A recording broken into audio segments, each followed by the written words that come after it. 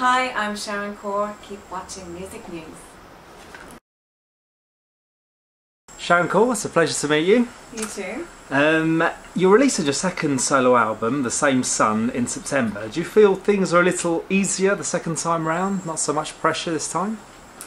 They're certainly easier for me to do the second time around. I think the first time around I was getting used to being a solo artist, getting used to being in front of stage, getting used to writing for myself as opposed to the chorus, you know. So yeah, I just feel much more in the zone now, and I know so much more who I am and what I can do. And the album was a pure joy to make, very organic, very real, and yeah, I'm super content with it. Yeah. Excellent. But since Dream of You, you've sort of stripped back the production to its essence, really, creating a much more sort of natural sound. Was that your ambition from the offset? Yeah, it was, and it was the one thing I decided before the album, because I don't like to put too much boundaries around an album as in make up my mind before I do it, because then you inhibit the creative process. Sure. But the one thing I wanted to do was provide like a giant contrast to a lot of what you're hearing right now.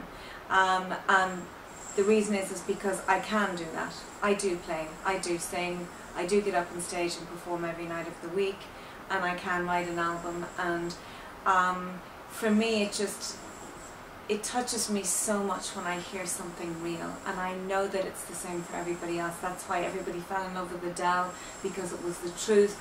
It's real. It's not this huge, giant, covered-up production. It is a very real, beautiful production, and for me, that's just being a true artist, you know. So yeah, and that's why I chose Mitchell, because he's a super producer. He's very organic, very intelligent, very musically intelligent, you know, and there's lots of little twists and turns in the production that for me kind of mimic life and the way that you think. You know, you have one thought 1 second, the next minute you're thinking something else, and you keep adjusting yourself to what you're feeling in order to find out what you're feeling, you know? Yeah, so yeah, Mitchell there, and LA, the backdrop of LA was what you were feeling at the time as well then?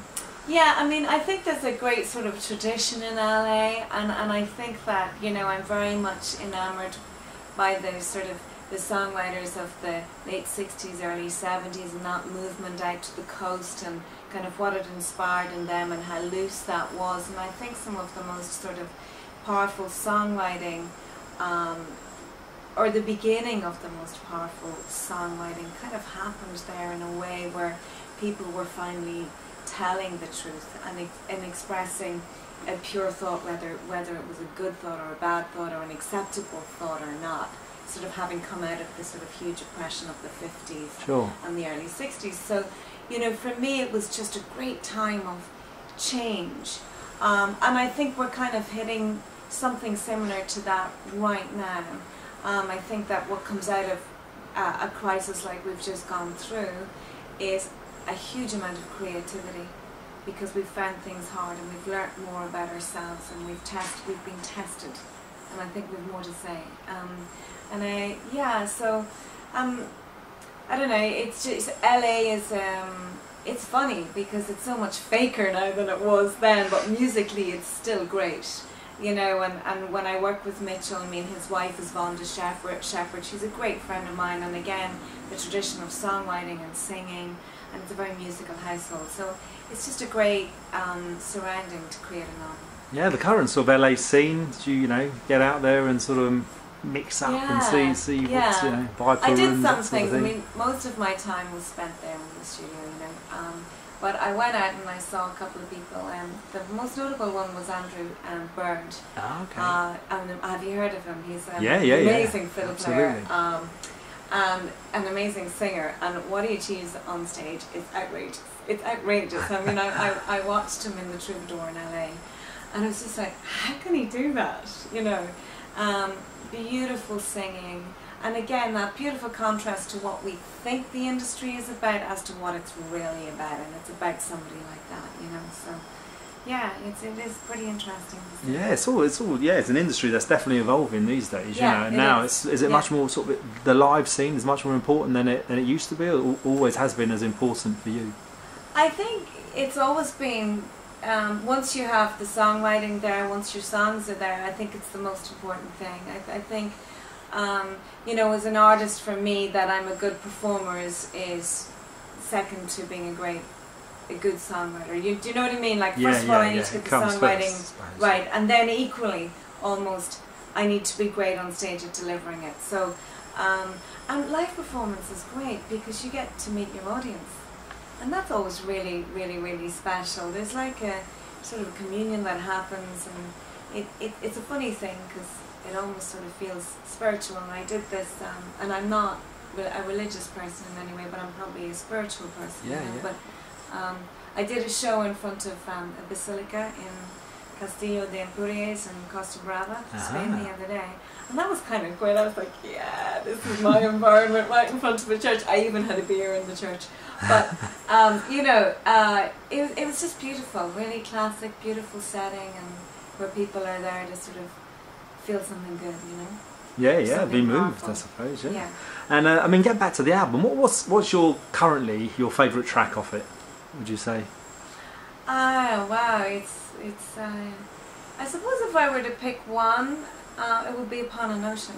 Oh, yeah. Yeah, and I think because it takes me somewhere else. I feel like it's a little vignette, and Mitchell and I wrote it together, and it was the first song we wrote together, and the air conditioning had gone down in the studio, and it was intolerable because it was August and we couldn't work and it was affecting the desk.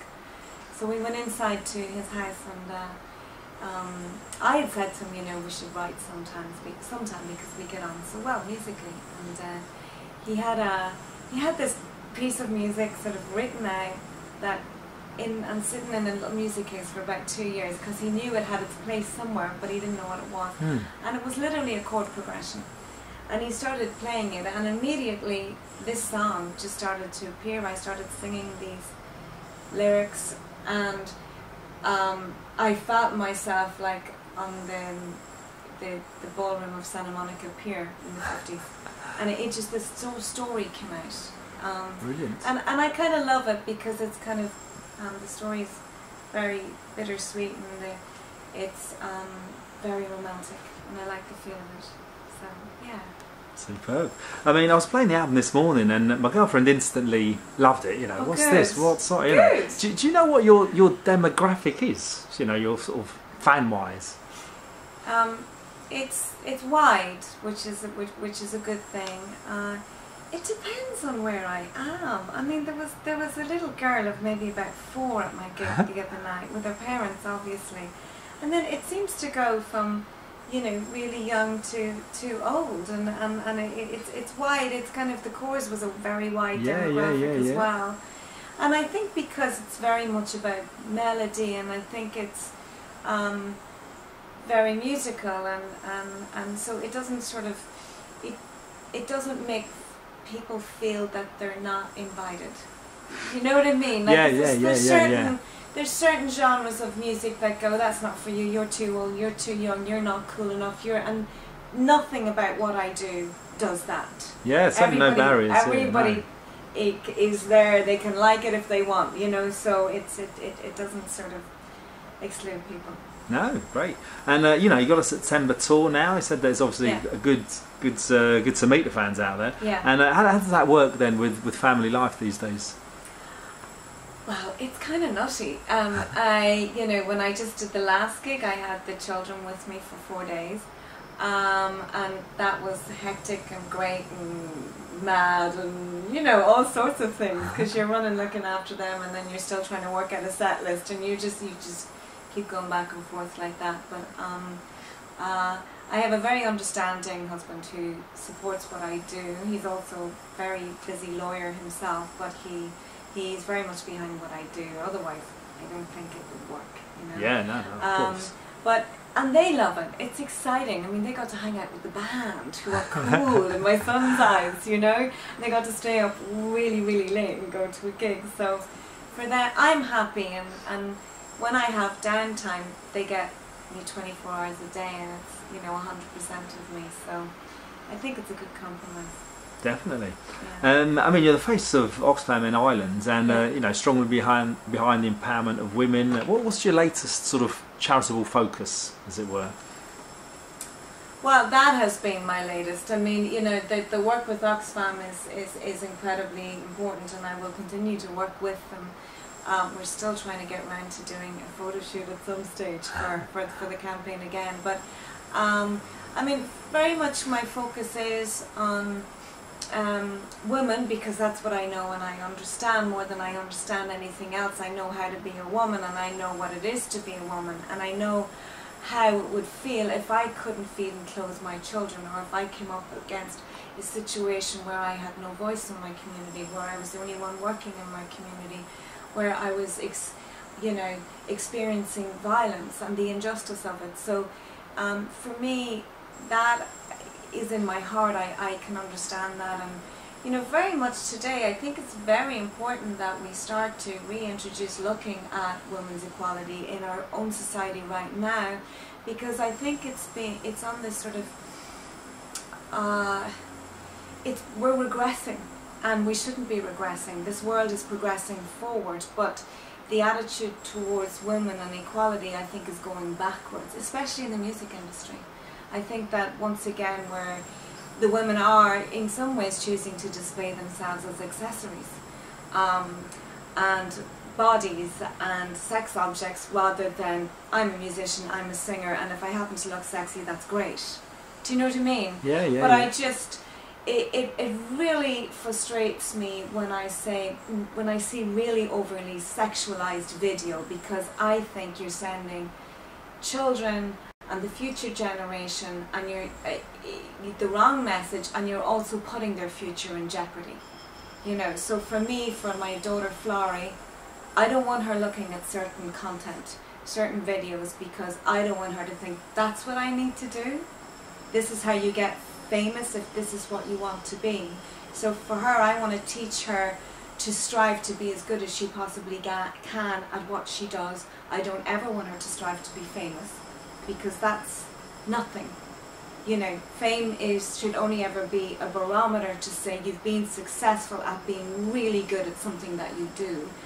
And I don't ever want her to feel she needs to get her clothes off, you know, in order to sing a song. Why do you know? Sure. So, and obviously you can see I'm quite aggressive about it, and I'm very opinionated about it, and I am, because it drives me nuts. It makes me mad. And I think it's a terrible misrepresentation of women in general, and we don't need to do it. We just don't need to do it. I'm all for being sexy, I'm all for sex, for everything, I'm all for the whole lot of it, but just, if you're a singer, sing. Please sing. You know, that should be the main focus, yeah, definitely. Yeah. What about musically? Do you think there's anything left to prove for yourself? Always.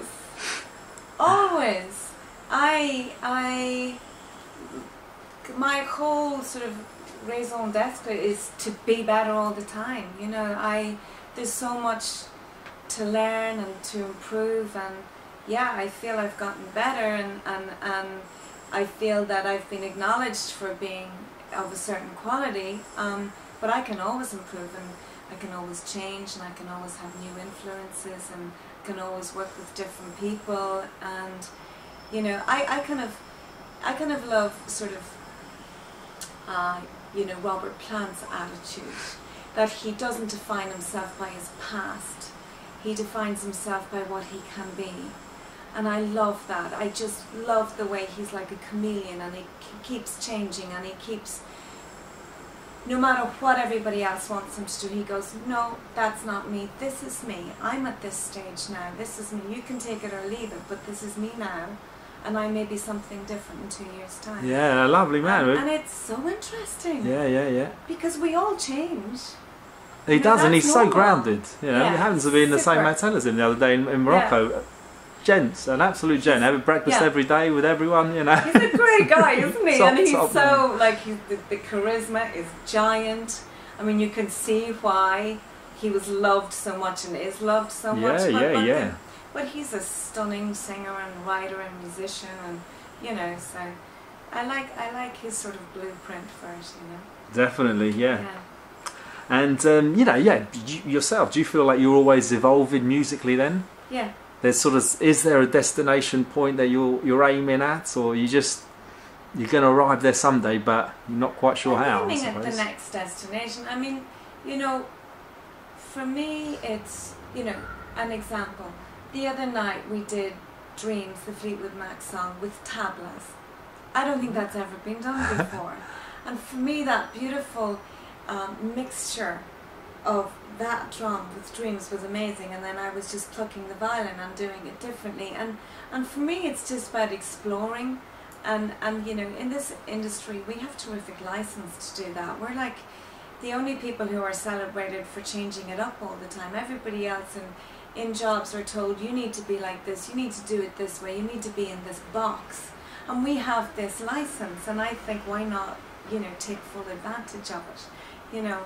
So I really am enjoying playing songs that I've played for a long time in different ways. And you know, even this album, I'm re-exploring it from a different way, in the fact that I'm with a 4-piece now on stage. There are 4 of us on stage. 2 months ago there were 6 of us on stage, and in 2 months' time there'll be 6 of us again on stage. But that changes how you approach each song. Sure.